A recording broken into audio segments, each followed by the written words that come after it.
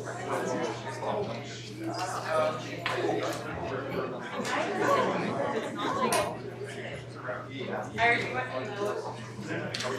going to tell you, with a bit of you, they came to your toes.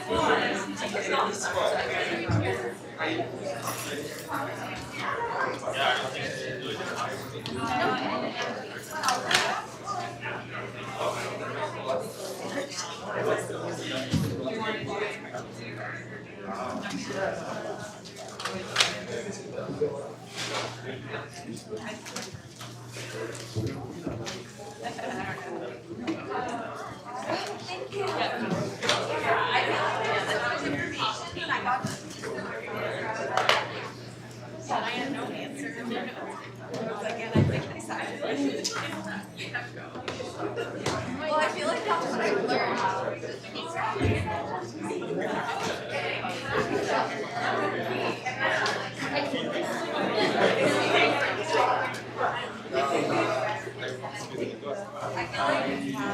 I like woke up this morning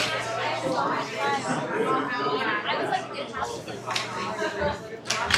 and then like it's all hard.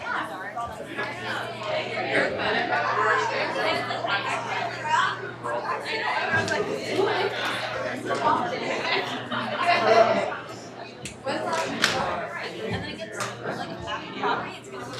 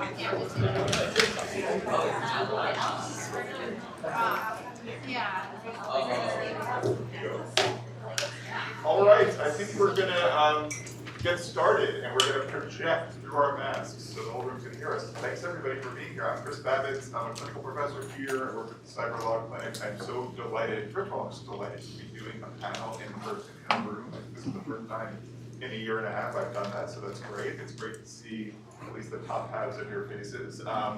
We have an amazing group here to talk about social entrepreneurship and social ventures, and the idea of running and maintaining that kind of an organization while you are a busy law student. So I'm going to introduce our panelists in a second. A couple of administrative notes. One is that today is the first day of Pro Bono Week. This is a national set of programs that goes on all around the country under the auspices of the ABA, and we at HLS every year, thanks to Cheryl and Olivia and the great team in the Office of Clinical and Pro Bono Programs, have a lot of great programming throughout the week. This week, go to the Clinical Office website. You can find out more information about that. I know it's a terrific session coming up midweek. The clinics work on amicus briefs, and amicus briefs as a tool of advocacy, so check that out. We are going to hang out here for about 45 minutes, hopefully including a little bit of time for questions from the audience. So I'll talk to these good folks for a bit. I'll open it up to you. And then at 1:30, folks can head out to the hallway. There will be food out there. If you have the time to stick around and grab some food, please do so. And with that, I think I'm going to just really quickly sort of names and organizations, introduce our three panelists, and then I'm going to turn it over to them to talk a little more about themselves and introduce the work that they do. So immediately to my left, we have Amir Ashour, who is a JD student here, 1L. The question has already come up about how a 1L has time to run in an enterprise like this one, but we'll get to that. Founder of IraQueer. To Amir's left, Dominique Roberts, an LLM, founder of Code Your Chances, and at the far end here, Mustafaen Kamal, who runs the DIL Internship Project, and Mustafaen and Dominique are both LLMs. And I'm going to turn it over first to Amir to tell us a little bit about yourself and about your organization. Thank you so much, and I'm so happy to see all of you, especially section 1. My name is Amir Ashour. I started IraQueer. I'm from Iraq. Started IraQueer in 2014, which is Iraq's first LGBT+ organization. And we focus mainly on 3 things, and that's advocacy, education, and direct services, which includes safe housing, it includes health services, and other needs based on queer people's needs in Iraq. Fantastic. Dominique, tell us a little bit about what you're up to. I'm Dominique Roberts, and I'm one of the founders of Code Your Chances. My co-founder is my younger sister. And Code Your Chances is a registered 501c3 in the US. We're incorporated in Illinois, and we try and get more girls into computer science, specifically by focusing on the creative uses of coding, so how it's used in film production, game development, AR, VR, creative uses of AI. And the reason we have this focus is because one, we think that the gender gap in computer science is something that affects us all, whether we work in tech or not. AI and computer science is used to run a lot of our daily lives. And an example we like to use a lot is banks use algorithms to determine who can get a loan. So this is something that really impacts societal equality, and it's important that the teams creating these products are as diverse as the populations that they're serving. But there's a lot of organizations out there already trying to teach girls how to code. So we sort of identified that one of the key roots of the gender gap is that those organizations only help girls once they've already decided that they're interested in learning to code, and more work needs to be done to inspire girls at a young age to even want to learn. So we work in the US, India, the Philippines, and soon to be Uganda as soon as their lockdown for COVID lifts. Hey everyone, my name is Mustafaen. I'm So the organization I founded is called the DIL Internship Project, and it was founded about 3 years ago now. We're actually approaching our 3rd anniversary. And the idea behind the social enterprise is really to move beyond the monolithic narrative that we tend to have with developing countries. So when you think of helping a developing country, normally the first thing that jumps into your mind is charity. And of course, charity fulfills an invaluable role. It raises the level of standard of living, it gives people income, it gives people resources. But if you don't complement that narrative with a proactive narrative, our theory is that you won't be able to view those developing countries as equals. And so what the DIL Internship Project is designed to do is to match up people from developed countries, students from developed countries, to opportunities within developing countries to create a mutual place where growth can happen. And what that means is that the interns who go to companies, organizations, governmental organizations in countries like Pakistan get to experience a dynamic, agile working environment that is unique to the developing world. So if you kind of compare companies in Europe or America, one of their primary tasks is normally consolidating, kind of gripping onto the market share that they already have. Whereas if you go to a developing country, it's all today, everything to play. They're in a completely different state of their economic growth cycle. And what the organizations get is a pool of talent that they otherwise wouldn't have had access to. And so once we start viewing those countries, developing countries, as natural destinations of work and talent, I think we can actually view them on a more level footing than we currently do. That's great. Okay, so much, I think so many directions we can take this. Maybe for sort of the first question, and some of you touched upon this in your introductions, whether you're a social venture or a commercial venture, I think the first thing you come across at that moment of sort of founding and creation is identifying a need and then starting the organization in order to fill the need. So can you talk a little bit about sort of your founding story? What prompted you, and maybe I'll start with you, how did you identify the need for the organization, and tell a little bit about sort of how it came about to fill that need. Yeah, I mean, growing up gay in Iraq, you could definitely see a lot of needs because you don't really see any other groups and people who in any way reflect your identity, and that could make you feel like you belong in the society. So the need, when we started it, or when I started it in the beginning, was really based on very selfish reasons. Just wanting to be able to hold my partner's hand and love her, or being able to talk about LGBT plus things without fearing for our lives or without fearing for the lives of our loved ones. So I started working with international organizations, including IraQueer International, which is an American international organization, and we traveled around the country trying to identify allies and people who would identify as a part of the LGBT plus community, and we didn't find anyone. Not because we didn't exist, because no one would dare to publicly say that I'm a part of the LGBT plus community. Specifically in Iraq. Specifically in Iraq, exactly. Because in Iraq, even though the law does not criminalize homosexuality, the legal practices and social practices actually outlaw LGBT plus identities to the extent that you could actually be killed if you are identifying as an LGBT plus individual. And there has been a lot of killing campaigns in the last couple of decades. So when we traveled and I saw that there was no one identifying as a part of the community, everyone was telling us, well, you're a Western organization. This is not an Iraqi value. This is a Western value that's being imposed on us. So starting IraQueer was really a response to that, to have an organization that is led by locals, that is focused on local issues related to LGBT plus people, and the rest is history. Dominique, a little bit about your founder's story. Yeah, so actually I'm not a computer scientist myself, but my sister is, and she works in both computer science and film, which are two very male-dominated fields, so she experienced a lot firsthand some of the stereotypes that women encounter in these fields and some of the barriers to entry that exist for them. And I guess my reason for wanting to start this with her is because, as I mentioned before, I think that this is kind of inequality frontier that is not recognized enough. People seem to think that, oh, if I don't work in tech or if I'm not a computer scientist, then this might be something that's bad, but it doesn't affect me. But actually, this is affecting everyone. And I think more than people realize, AI is really becoming integral in our lives and affecting a lot of our opportunities and resources. So it's really more important than ever that the teams that are developing this, AI machine learning is basically trained by data inputs that are selected by humans, and so there's going to be an inherent and inevitable bias in these products, even if it's not intentional, it's inevitable. So I was just really on board with this idea that this is something that, even though I'm like a woman in law, I'm not in computer science, this is something I should still care about, and people in general should also care about. Yeah, so I'll probably tackle this question with kind of reference to the LLM class. So I think this is a very common discussion that happens with diaspora students and people who are from developing countries. Is whether they're from Iran, Mexico, Pakistan, there's a huge realization that the human capital within those countries is enormous.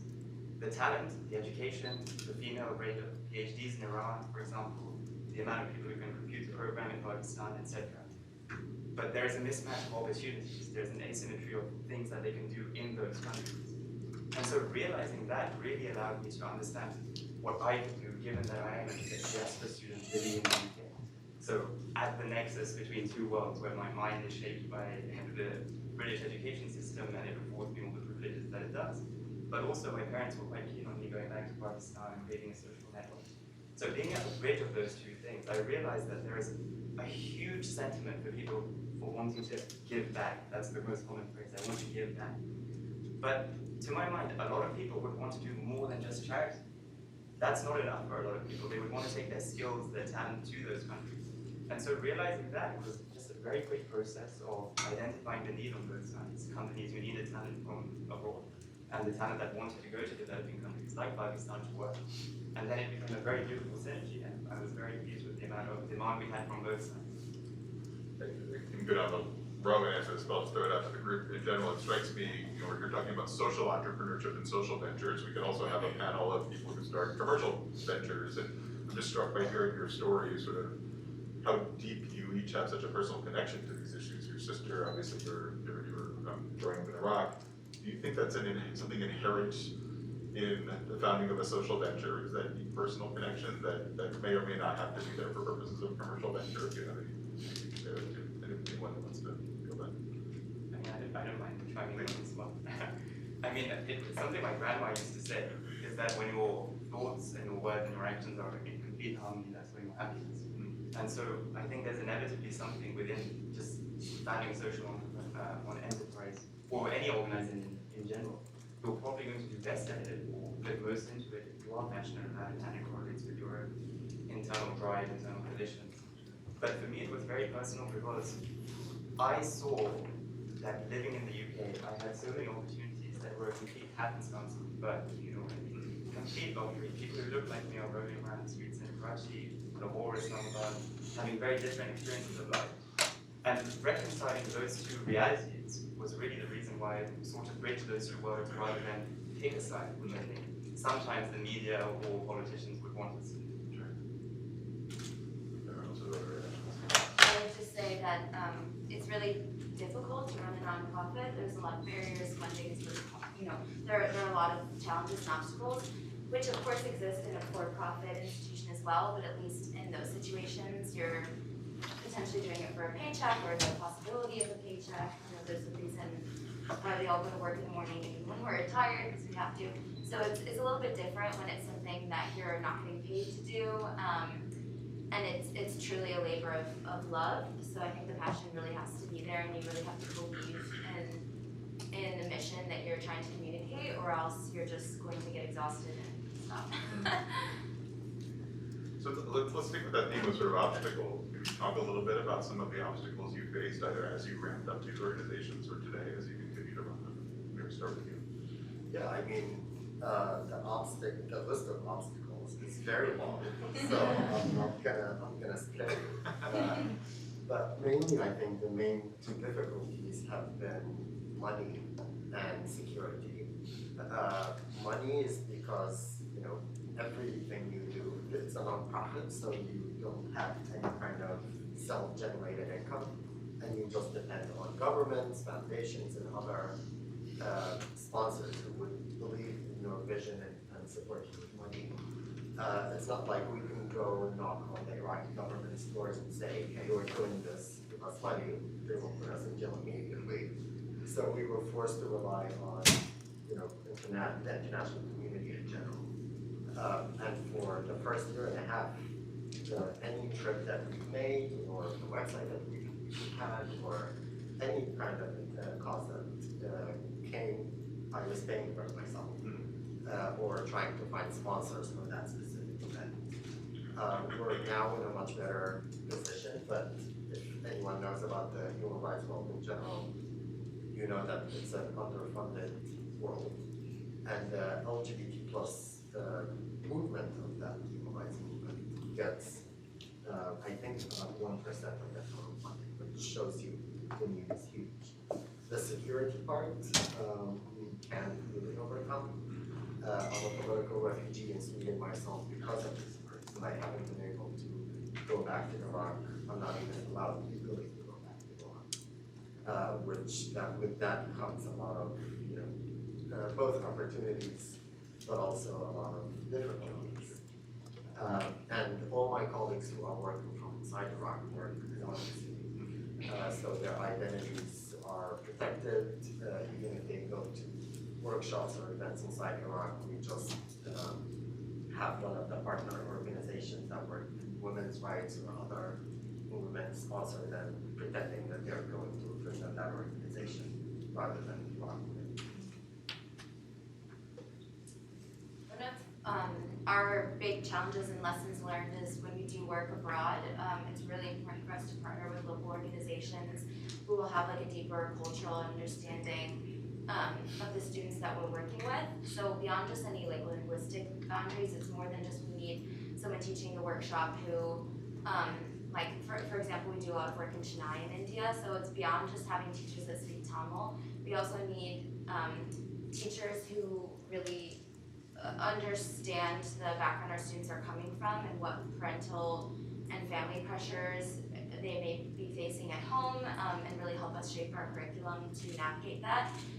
And an anecdote we have of that is like way back in 2016, one of our very first workshops, we were doing one in Chennai with a group of girls who not only had they never been on a computer before, but they didn't have running water or electricity in their homes. So one of the first things that we did was show them how to like flush the toilet in the facility that we were doing the workshop in. And so it was more than just teaching girls computer science. We were really teaching them like what is the internet, how to what is email, how to use Microsoft Word, like going through all of this in a much longer workshop, which was great and fulfilling because, even in 2016 and definitely 2021, I don't believe that it's fair to like let any girl grow up without knowing like what email is. These are basic skills that no matter where you're living, like you have a right to this like basic education.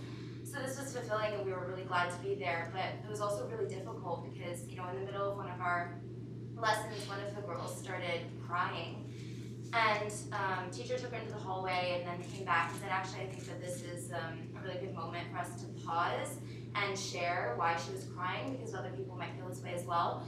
And the girl was crying because she wasn't going to be allowed to go to school. She was turning 12 next year, and she wasn't going to be allowed to go to school after that. So in some ways, it made her sad to learn about all the amazing things out there that she wouldn't get a chance to learn. And so in that case, it was very, very helpful that we were working with a couple people from Teach for India who had the cultural had the skills and background to be able to navigate that situation, and presented it as like, okay, some of you won't be able to apply this immediately when you go home tonight or in the next few weeks or few years, but life is very long and you never know where life will take you, and let's just use this opportunity now to learn as much as we can, and who knows how it will be applicable in the future. And this is something that we, Code Your Chances, the US contingent, these are issues that we can't and should be the ones navigating. It's really important that we have like a lot of team members that are like from the areas that we're working in, so that everything we're doing is grounded in a bit more like realism to the populations that we're working with. So this is like a really important lesson learned from us, and something we always try and keep into account when we do a workshop in a new geographic location. I guess for me, the biggest obstacle was also the biggest opportunity. So anyone who visits developing countries or lives there knows that certain areas of infrastructure, certain areas of policy making are often a blank canvas. And because we're in America, I use an American metaphor, it's like the Wild West. And we kind of always hear stories about people abusing that blank infrastructure. We hear about the corrupt politicians, the business embezzlement. And those are people who look at the same system and think, you know, we can create nefarious profit. But there's an alternate way of looking at it, saying that, oh, there's a blank canvas, so we can impose all the good we want to do. And I'll give you a small example. So Karachi is known for housing a lot of Pakistan's textile industry. And way downstream, somewhere in Europe, companies like Zara and Mango supply their materials from Pakistan. And they made the decision, because of European environmental objectives, to cut down their emissions by 25%. Now, of course, when they made those policies, they didn't have Pakistan or Bangladesh or India in mind. But of course, it has ramifications for them. And so we worked with companies in Karachi to source talent that could help them create an environmentally sustainable policy for their textile manufacturing, reduce their emissions by 25%, whilst also retaining employment. Now, the only reason we, as an independent NGO, completely independent organization, to do that is because there is no one doing that at the same time concurrently. If there was a government, if there was infrastructure, they would be implementing those things. But ironically, it's an opportunity, because when we started doing those things, taking those steps in the right direction, the government is very keen to latch onto it. And so you have the propensity to do a lot of good as well as abuse the system, environment side. So I want to pick up on a couple of things you said, and maybe move this over to the group, and at the risk of saying something slightly controversial, I'll say that we are here at a law school. You are all law students pursuing various degrees, and law students among graduate students are not necessarily perceived in some quarters as the most entrepreneurial bunch. I do a lot of work over at the Harvard Innovation Lab, where a lot of the students around Harvard University who are interested in creating startups, both social ventures and commercial ventures, are gravitate there to build their projects. And we see a lot of students over there from Harvard College and a lot of students from the business school. And when you look at the numbers, sometimes the law school is down there with sort of the dental school or the divinity school. The students who go over there to start things. And so I'd love to, maybe a couple of different ways we can come at this is, first of all, think about how the work you've been doing informed your decision to come get a law degree, and then I guess the second piece of that would be what you hoped to take from HLS to inform the work you're going to be doing going forward. So if there's any piece of that resonates with you, we'll start with you. Let us know what you think. Absolutely. I think if I didn't do what I was doing before, I wouldn't have been here for many reasons. But I think growing up, I actually hated the law.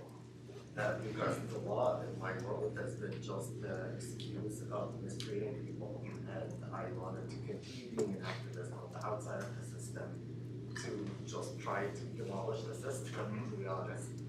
But I think, I worked with a lot of lawyers throughout my career, as one does when you're in the human rights world, and we've done a lot of work in the UN with treaty bodies, with the US government, with other governments, and always come to the conclusion that you have to translate all of your milestones into laws in order for them to be tools that can actually protect you in the long run.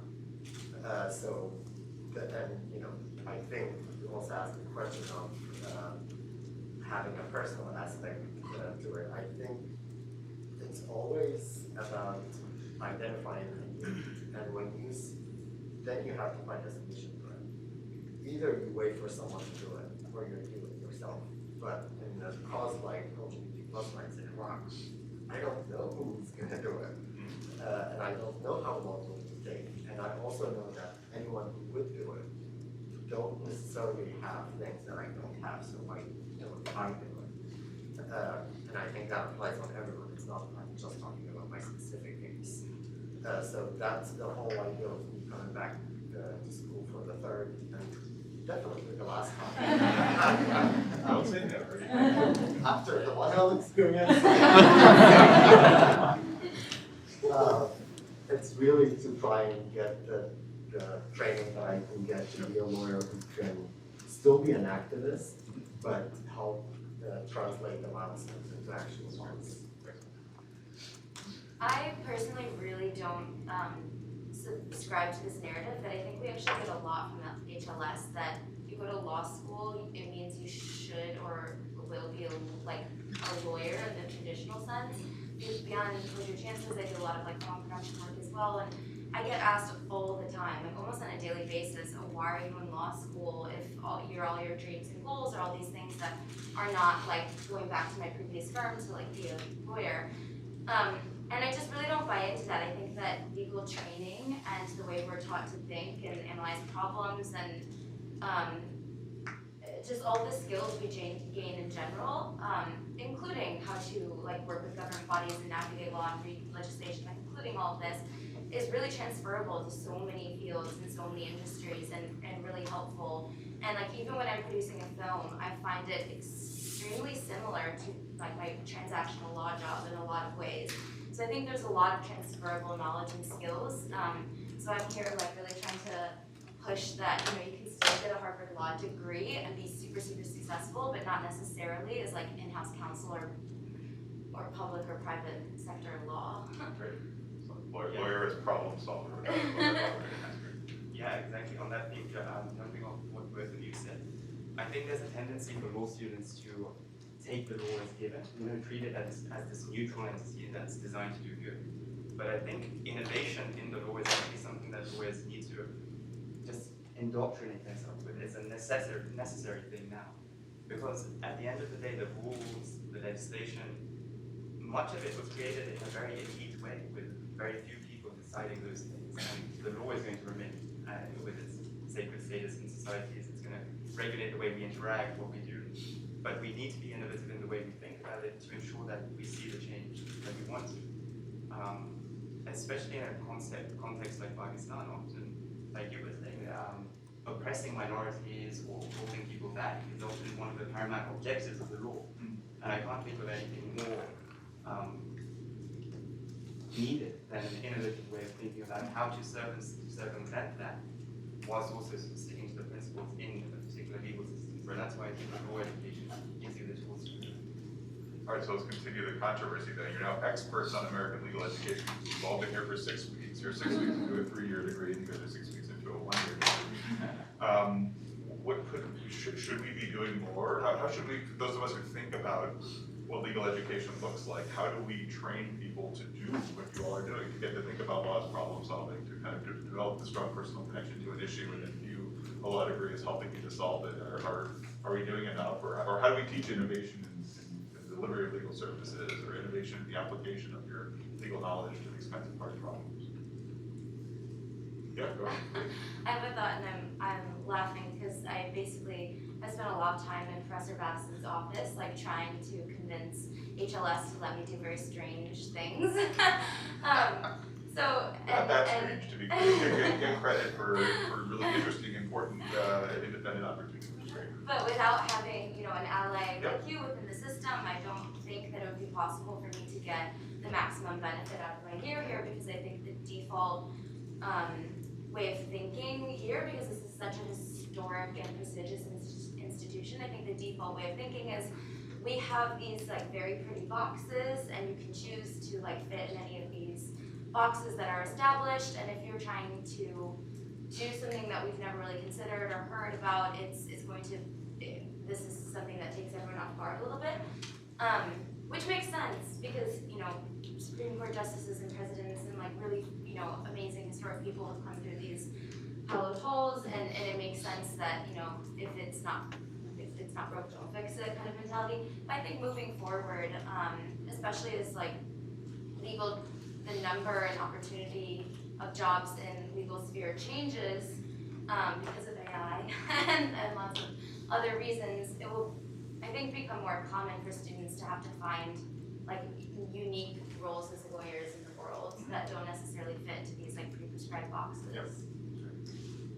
Yeah, I think this is a really important issue for Harvard Law School to engage with, because I think especially in America, there is a growing suspicion of institutions like Harvard Law School. And of course, previously, there was a unanimous sentiment that it's a harbinger of knowledge, it's the pinnacle of education.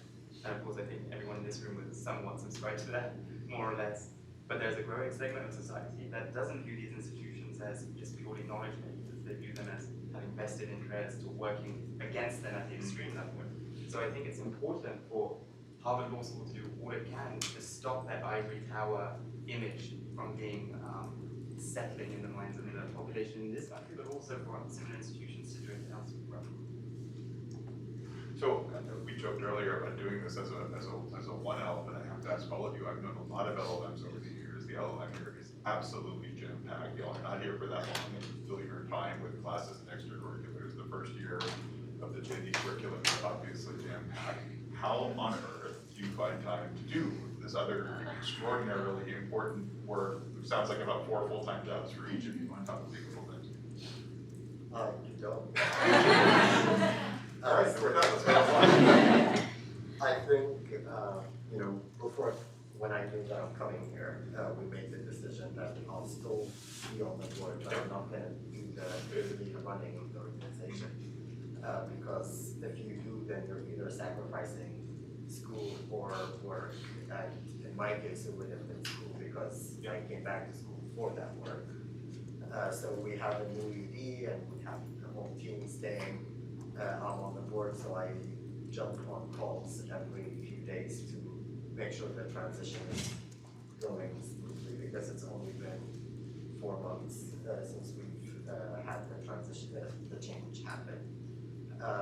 And hopefully I'll be able to contribute more next year or the years after. Yeah, I agree. It's not, I'm learning it's not always possible to do all things. For example, we're in the middle of interviews for our youth leadership board. We have like a youth leadership board of high school students. And normally I would love to sit on all of those interviews and keep my toe in all the different ponds. But I'm also taking that MPRE next week and have all these other deadlines for HLEP and student practice organizations. So I had to send an email to some of my team members today, oh, I'm actually not gonna join the interviews, but I know that they're perfectly capable of handling it. So I guess you just have to have a good team you can delegate some things to. Yeah, I think like Dominique said, I think it's important not to create this model where they're tugging against each other.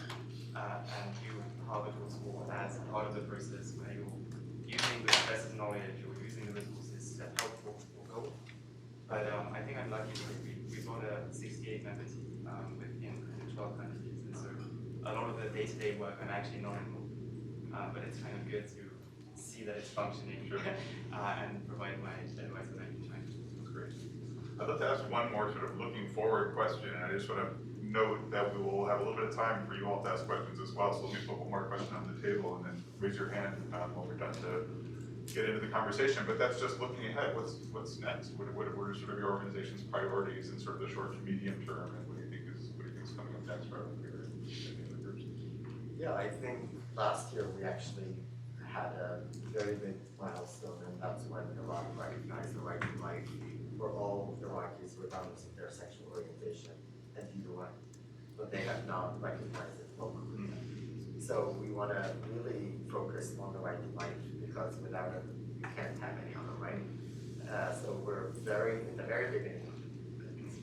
I think the really good thing is that we are at a time where the younger generation really wants change in Iraq on very many, so many levels. And there are certain allies who are in government who are willing to support that change, including someone, for example, who is a religious leader in Iraq who's gay himself, who's not out obviously, but he's now in the parliament, and we've been working with him behind the scenes, or a very famous women's rights activist in Iraq who came out to me as queer, and she said, oh, now I know I didn't work out with my husband for 45 years. So things are happening, things are changing, and I think sometimes that links it back to the passion aspect. If you're really passionate about what you're doing, it's not necessary, but it will really help moments when you're like, nothing is changing. Why am I doing this? It's a good reminder. What's next for you? We, during COVID, forced us to really change up a lot of things. So we developed a web app and a mobile AR app to help with our workshops and keep them interactive. So we're expanding our mobile app to include VR as well. So you can go in VR worlds and learn different things about computer science. And we're also developing a web-based educational computer game. So I think next step will be finding new partnerships to help bring this tech we've developed to national after-school communities like YMCA groups and Boys and Girls Clubs and this sort of thing, where we can make a much more widespread impact. Yeah, I think it's a really exciting time because I think there's a sense that Pakistan and countries in those regions are really at an inflection point. And I don't know if anyone's been watching Silicon Valley news, but Pakistan just received $300 million of investment into their edtech space. And that's hugely exciting because India, for example, was at this stage maybe in the 1990s, and we all know about their economic trajectory. So I think there's really a sense that these developing countries are about to emerge into an exciting new phase, and they can be destinations for talent from all over the world and not simply for local populations. So I'm looking forward to working on that. And more importantly, I think the DIL Internship Project is expanding into other developing countries soon, because I think they face very similar issues. And if we can cement that bridge between the developed and the developing world until that cosmology no longer exists, I think that's really today. Excellent. Throw it open to the room. Questions, comments from the crowd? We have a bunch, so I'll start here and look here. So first of all, I wanted to thank you all for sharing your projects. I come from the multilateral world. I spent about 3 years at the World Bank. Now I'm completing a degree in sustainability. And this question is for you, Mustafaen. Granted that you've spent some time in the public sector, I kind of wanted to understand the contrast of multilateral or bilateral economic development and kind of understand how your company is maybe more effective than these institutions that are working in the name of economic development, where you're kind of procuring talent from different places to Pakistan or to other developing nations. So I just wanted to understand the contrast. Any thoughts you had on that? Absolutely. And I think you will know this better than me, but organizations like the World Bank and IMF aren't viewed very well in countries like Pakistan, and often they're not viewed as hands of assistance, but rather the opposite. Things that are going to hold them back, put them into a debt trap, give these loans with ridiculous interest rates. So I think that the unique position that NGOs or non-governmental organizations take is filling that gap. And I think Pakistan is an amazing example of this, because the society is basically afloat because of non-governmental efforts. Seriously, and I mean most of them are actually women-led. There's actually a study about how women founders are essentially keeping Pakistani civil society afloat. And without the efforts of those educational enterprises, enterprises that seek to give work to people who are unskilled, I really think societies could be in danger, and that has to plug in the gap that the IMF or World Bank purports to fill. But of course, there are serious issues with the way that they implement. Do you want to jump in? Then we'll go back again. Thank you all for sharing your experiences and for the important work that you're all doing. As someone who's also kind of in the early stages of a social venture around refugee health, I'm trying to challenge the notion, or at least challenge myself, before I jump to the NGO route, because there's an understanding that if you're doing pro bono work, you have to be an NGO, but I'm trying to kind of challenge that and explore alternative approaches. So in your early stages, before you made the decision to be NGOs, what was that decision like, and had you considered other approaches? I think that at some point it is possible to move to a different legal structure where you have a nonprofit arm and then maybe a more business model that is sustaining the nonprofit work.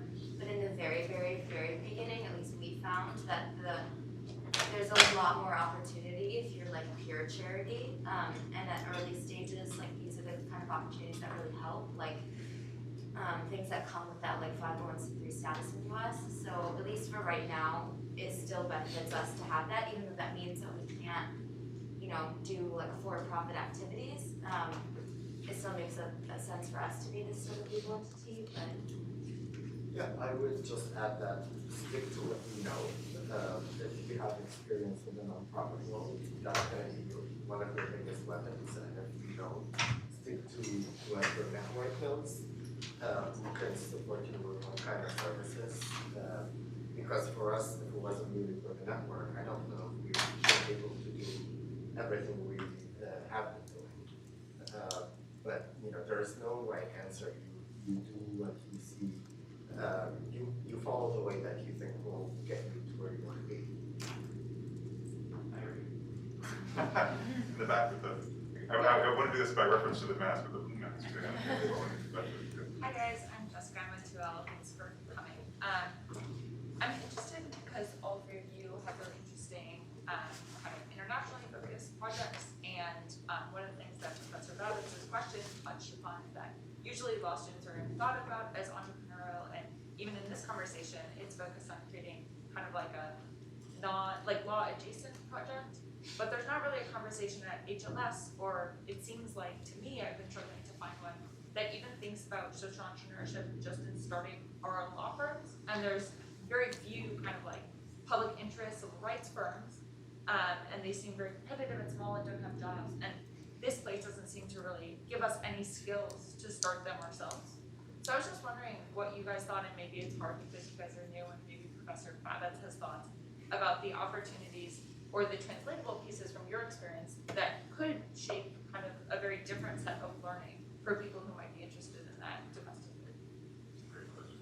I have a couple of we already asked. I would say that, you know, I think moving away from a traditional trajectory where you get an education, then you get a job, and then you have the skills to get promoted, I think it's clear that that's been disrupted. And I would say that everyone in our generation, millennials or Gen Z, whatever, actually have the skills through our social media interactions, through our exposure to technology, through the way that we interact with society, that actually give us a unique opportunity to impact it in a way that maybe the traditional way of doing things don't. So for example, the way that what you just described, what in your mind would be more effective? Like a single civil rights firm based in A-Town in America, which is doing amazing work, or you creating a social media profile that connects all these firms and connects them to the people that need help. And I would say that breaking down this traditional way of thinking where I need to go to this school, then get this job, and this, and then that consequentialism is over. And there are now 16-year-olds who are doing things that only 8-year-olds could dream of in previous generations. So I think we're living at a very unique time, and the internet is the Wild West. I've used it twice now. But it's there for you to take, and Harvard Law School probably gives you the brand name or the network or the resources to maybe have a very deep impact in whatever you want to do. I don't know that I have an answer to that question, but come by and come a little bit brainstorm with that question. You have to think about that question. So, maybe for one more before we go out to the hall. Yeah.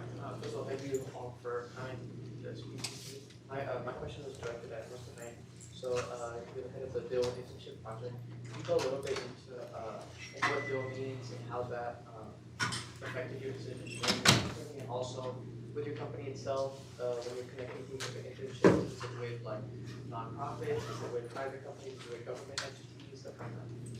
Okay, very quickly. So DIL is a word that means heart, but it's a bit deeper. You know, heart doesn't do it justice. It's not like in the biological sense. And I think it's unique to Farsi, Urdu, Hindi, many South Asian languages. And so the reason behind that is that the experience of many diaspora communities is that even though your minds are shaped and molded in perhaps in environments that are distant from your homeland or where your parents are from, there's this unique sense when you land in, for example, Marrakesh, Tehran, Karachi, about home or what it means to belong. And so it's really a reference to that. And in terms of the organizations that we deal with, we are focused on governmental and private organizations because I think there's a lot of work that goes on, very good work in the charity space in Pakistan, but there was a gap in creating these opportunities for people, for example, to intern in the environmental ministry of Pakistan and their 1 billion tree initiative, or with a textile company in Pakistan, which someone from New York, for example, would never really have thought of. I'm not going to do my summer internship at a textile company in Pakistan, but now creating that avenue means that more people will hopefully take that. Thank you. Join me in thanking Mustafaen.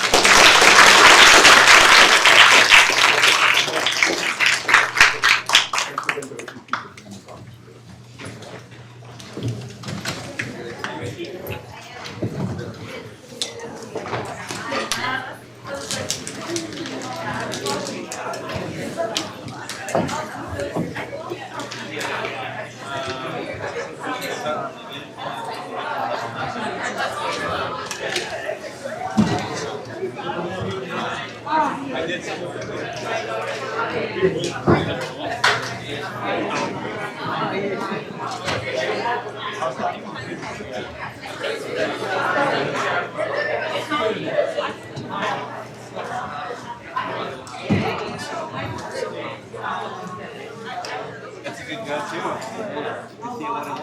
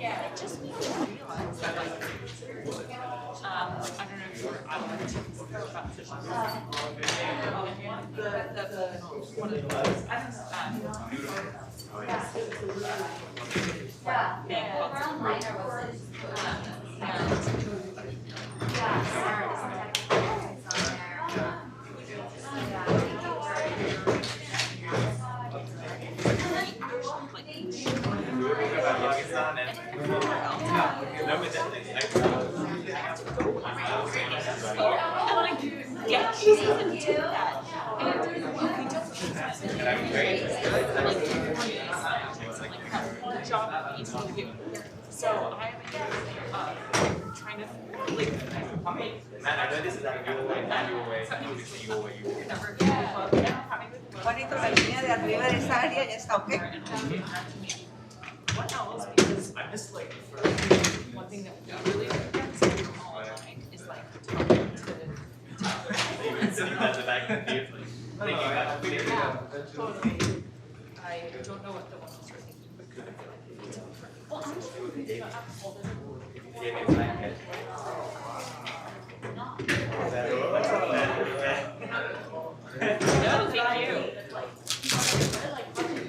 So it's actually a I think Yes. Okay, what is your name? Rebecca. Yeah, so that I remember.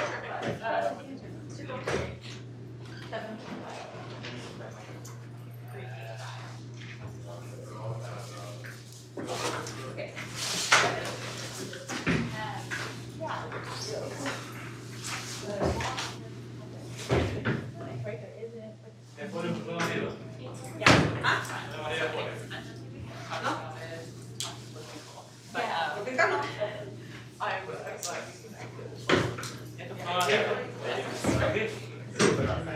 Póngala ahí, sí, Omar.